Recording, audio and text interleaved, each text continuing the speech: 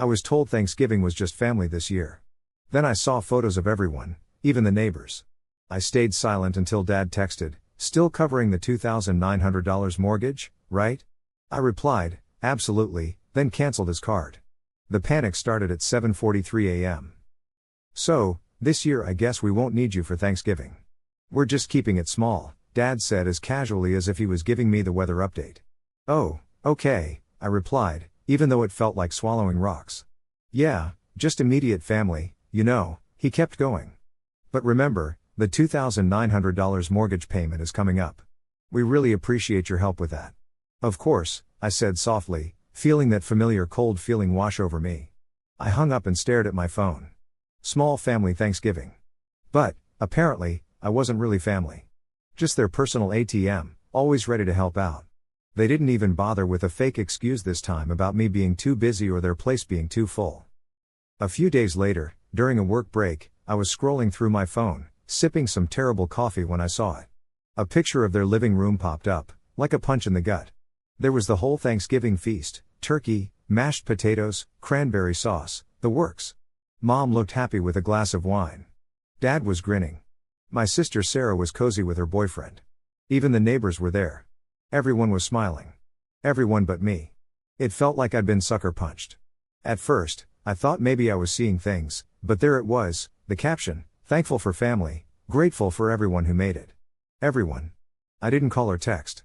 I just stared at the picture, feeling that old ache again. The next morning at 7:43, I got a text from Dad. "Just making sure you're still handling the $2,900 mortgage, right?" I looked at the screen. It wasn't a question, more like an expectation. I replied, "Absolutely." Then I went into my banking app and canceled the automatic payment. Silence for 4 hours and 19 minutes. Then my phone went nuts. First one call, then another, 3, 5, 12, 20 calls. By 8 p.m., I had 53 missed calls. I didn't answer any of them. Didn't need to. I knew exactly what was going on in their heads, but they had no idea what I was doing. I let them panic for a day. 53 missed calls, desperate voicemails, even a pathetic Facebook post from Sarah calling me selfish. But this was just the beginning. See, they hadn't just forgotten about me, they were using me. I was never truly part of the family. Just their safety net. Now it was time for them to feel what losing that safety net was like. The mortgage was step one. I'd been paying it for almost 3 years. Dad quit his job because he didn't get a promotion he wanted, and Mom's part-time gig selling pricey essential oils wasn't bringing in much. They never told me I was covering their whole house payment. They just casually asked for a little help. $2,900 every month is what that turned into. So, I called the bank and ended the auto payment. Dad texted quickly about a problem with the payment. I ignored it. Next, I dealt with Mom's credit card, which I co-signed for emergencies. Apparently, emergencies included shopping sprees and spa trips. The balance was $3,700. I canceled that card. She'd get the notice from the bank. Then, there was Sarah's car, a fancy SUV she liked to show off. I co-signed thinking she'd take over payments. Spoiler alert, she didn't. I called the dealership to start a voluntary repossession. They asked if I was sure. I was. 3 moves, small but enough to start chaos. My phone stayed quiet all night. Too quiet. Then morning came. 7:43 a.m., another call from Dad. 6 calls in a row, then a text about the mortgage being overdue. At 8:10 a.m., Mom left a shaky voicemail asking for help. By noon, Sarah blew up a family group chat. "You did this, didn't you? Weren't invited, so you're acting out." I played dumb. "What exactly did I do, Sarah?" She accused me, and I suggested maybe she'd try paying her bills. Silence followed, until I got a private message from her saying I was trying to hurt them because I was always jealous. She thought I was wrecking everything on purpose. But this was just the beginning. The only way you're gonna feel important, right? Jealous. That word was like this little spark hanging around in my head, ready to set off an explosion. I checked her profile, and there were all these photos of her chilling with my parents. Vacations, birthdays, those typical family get-togethers. I wasn't even on the guest list. I kept scrolling, that dull pain was turning ice cold and razor sharp. Then bam, I landed on one of her posts from 2 weeks ago, "Family is everything. So grateful to have real family around." Real family, huh? That line hit me like a punch to the gut. My stomach did a flip, but I shoved that anger aside. Nope, no more stewing, I was gonna do something about it. Then I remembered Mrs. Carmichael, the super nosy neighbor who lived next door. She's always snapping pics at family events and blasting them on Facebook. So, I hit her up with a friendly little message. Hey, Mrs. C. Hope you're doing great. Did you snag any cool pics at Thanksgiving this year? Missed out and really want to see everyone. She replied almost immediately, totally thrilled someone cared. In no time, I got 7 crystal clear photos. My parents cracking up over the turkey, Sarah and her boyfriend all snuggled up on the couch. Even the neighbors were there. Everyone except me. Perfect. I saved them all, then shot one over to my mom with just this text: "Did you have a good time with your small family?" She read it right away. No response, but she started calling. Mom, Dad, even Sarah, they all tried ringing me up. I ignored them while chilling with pizza and wine that night, watching my phone buzz with their frantic messages. They weren't sorry, they were scared. The thought of losing me didn't freak them out as much as losing my money did. The next day, Dad tried flipping the situation, like, "Listen, enough with the games. We raised you. We sacrificed for you. This is how you thank us?" I shot back, "Raised me or used me? This isn't repayment. It's a refund." By the afternoon, Sarah had posted another gem of a status: "Some people will destroy their own family for attention. But real family never gives up." It was public. The comments section exploded with her cousins, aunts, old family friends, all saying how ungrateful I was. They wanted drama? Fine, I'd give them front row seats. I dug through my messages, gathering every plea for money, every just this once promise, every guilt trip, and every screenshot of me bailing them out while they called me a pushover behind my back. Then I got it all organized into a neat little folder of receipts, their betrayal laid out in full color.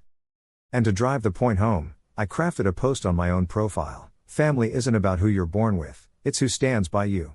For years, I paid their bills and cleaned up their messes. And when they didn't need me, I was forgotten. But I'm done being a ghost. I won't be their safety net anymore. I attached one of their happy family photos I was left out of and hit post. My notifications blew up. Comments ranged from shock to supportive to claims that I was being overly dramatic. But I didn't care. I'd ripped the mask right off. They wanted me invisible, and now they couldn't look away. I watched the chaos roll out as I lounged on my couch, ignoring the flurry of missed calls from Mom and the storm of angry texts from Sarah and Dad's voicemails swinging between fury and pathetic pleas. Didn't bother answering. The truth was already spreading like wildfire, and they were stuck in the middle, trying to stomp it out with lies. But that wasn't enough for me. Not by a long shot. Then Mom texted me, saying, "The neighbors are having a barbecue for the 4th of July. You should come. It'll be fun. Everyone wants to see you. We'll show them what a strong family we are." A strong family. They still thought they could use me as a prop, some trophy son to impress the neighbors, pretending nothing was wrong. They wanted a show? Fine. I'd give them an unforgettable one. So, it was July 4th, Independence Day. American flags were everywhere. The air was heavy with the smell of grilled food and laughter filled every yard, a perfect setting for family unity. They didn't know this was going to be their grand finale. Mom texted me the day before, inviting me to the barbecue. Came with the same line: "It'll be fun. Everyone wants to see you. We'll show them what a strong family we are." They still believed their own story. Wanted to flaunt me around as their successful son, just a pawn in their game. I agreed, but this time? I wasn't coming as their son, I was coming to lay down the truth. I showed up a bit late. The yard was packed with people, laughter, music, the aroma of grilling burgers. My family, decked out in red, white, and blue, was front and center, acting like the stars of the show. There he is. Dad's voice boomed as soon as he spotted me, his grin was way too wide, way too fake. "Our son, always there for us, right?" So, my mom rushes over to me with a grin so forced it looks like it hurts. "We're just the happiest family ever, and our boys always got our back," she says, squeezing my arm. Meanwhile, Sarah's over there with a drink, giving me this look as if to say, "Oh yeah, he's so generous." The neighbors are nodding, looking pretty impressed. Someone even raises a glass and toasts, "To a strong family." Strong, huh? I actually feel calm for once in ages. So I speak up, loudly enough for everyone to catch. "A strong family like the one you all had at Thanksgiving that you conveniently forgot to invite me to, but everyone else was there." And just like that, the laughter stops. Mom goes pale. "What do you mean?" she asks, but Dad just chuckles awkwardly. I go on, or maybe it's strong because I've been paying your mortgage for the last 3 years. $2,900 a month, and not a single, thank you. The neighbors are looking at each other now, whispers starting up. And then there's mom's emergency credit card, $3,700 in debt from shopping and spa days. But she doesn't worry about it because she knows I'll cover it. Stop it, Sarah says, stepping up, her face all red. Are you really trying to ruin this for us? Ruin? I pull out my phone. If honesty ruins you, maybe that's on your lies. I flick on the phone, and the big screen the neighbors set up for movie night lights up with a photo. It's my family's Thanksgiving do, everyone happy and laughing without me. See, just a small family get-together. Everyone but me. Dad tries to rush the screen, but I block him. Nope, you're not stopping this. I swipe again, and the screen fills with screenshots. Messages like "Don't worry, he always pays," from Mom, or Sarah scheming, "I'll just say it's for the kids. He won't dare say no." The crowd's dead silent. Someone starts recording. Is it true, Sarah? I ask her directly. Years of you calling me selfish and greedy, but you've been the ones taking advantage of me. You're insane, she yells, tossing her drink to the ground, the glass shattering. You're just trying to make us look bad. Make you look bad? I laugh. I'm just showing the truth. Mom's voice is shaky. Please, not here, not in front of everyone. This is a family event. I hold my phone up. Family? You're just a bunch of users who take and never give back. Dad grabs my arm, trying to drag me away. Enough. Stop this. You're humiliating us. Humiliating you? I shake him off. Is it worse than being your personal ATM? Your backup plan? You've all used me, and now I'm done. I look around at the neighbors, some shocked, others utterly fascinated. They didn't invite me to Thanksgiving. Called me selfish. But only when they needed money, they loved me. Sarah tries to turn the TV off, but the photos keep cycling. Every hypocritical message, apology that was never real. Stop it. You're destroying everything, she screams. Yeah, I am, I reply, voice steady. But I'm not wrecking a family. I'm tearing down a lie. Mom drops to her knees, grabbing my hand, tears streaming, her voice desperate. Please, we can fix this. Let's talk. I kneel, meeting her eyes. You can fix this without me. I turn and walk away, Dad's shouts, Sarah's cries, Mom's begging behind me, not affecting me at all. Not anymore. I stride past the neighbors, their whispers following me. Some snap pictures, others just stare. But for once, I don't feel embarrassed. I feel free. Silence. That's what took over after the whole barbecue blow-up, not just for my phone, but in their lives. A week goes by and nothing, not that I needed to hear from them. Their place was drowning in unpaid bills, overdue mortgage, utility disconnections one by one, Mom's shopping spree credit card cancelled. Sarah's car, the one I co-signed for, got repoed and was chilling at the dealer's lot, ready for auction. They were sinking, and I did nothing to stop it. Instead, I made a simple call to the bank.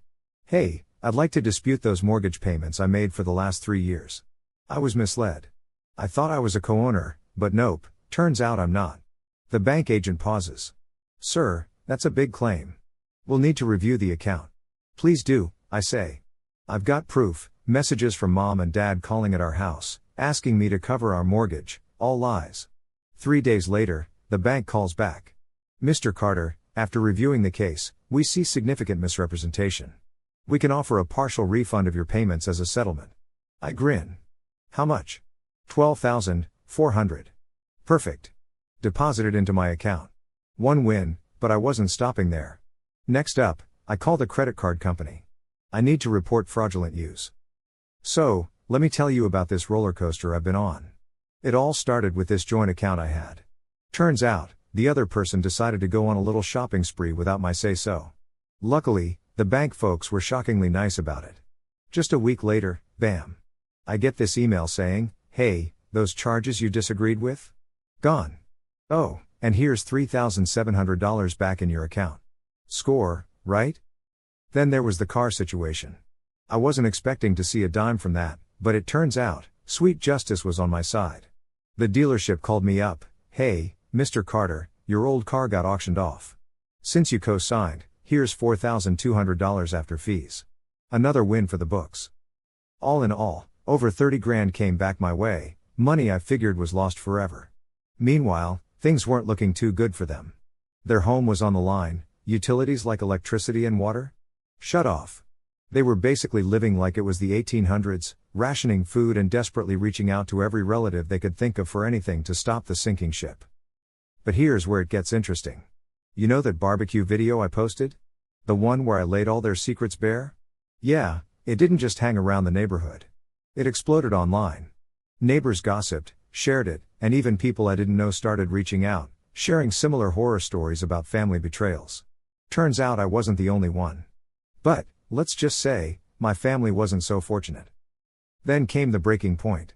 One rainy Sunday, there they were, my folks and Sarah, knocking at my door, looking like drowned rats. I almost didn't answer, but curiosity got the better of me. Mom barely whispers, "Please, can we come in?" I stood firm, not budging an inch. "Why?" I shot back.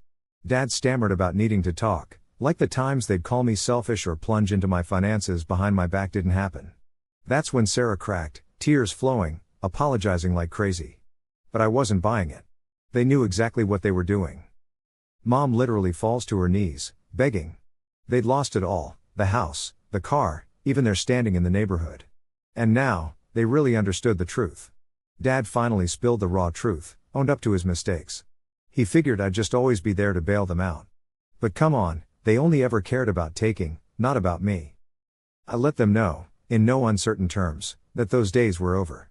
"Please," Sarah pleaded, "we'll pay you back, anything you want." But I was already good. With the bank, credit card, and car sorted, they weren't getting another cent. Their stunned look said it all. "Don't leave us," Mom sobbed. But I wasn't the one who left. They chose to see me as a cash machine, not family. I let them soak in the moment, everything they'd lost, not just money, but me too. I suggested they find someone else to leech off or, learn to fend for themselves. Dad made a last-ditch effort, but I shut the door, locking it tight. Their cries faded away, swallowed by the rain. Watching them leave from my window, I felt nothing for the first time in years. No guilt, no rage, just peace. Silence and we'd become pals. No more frantic calls or guilt-laden texts. My mornings were blissful, just me and my coffee watching the sunrise from my quiet place. That $30,000? It was more than just cash. It was pure freedom. Then, one day at the grocery store, I ran into my dad.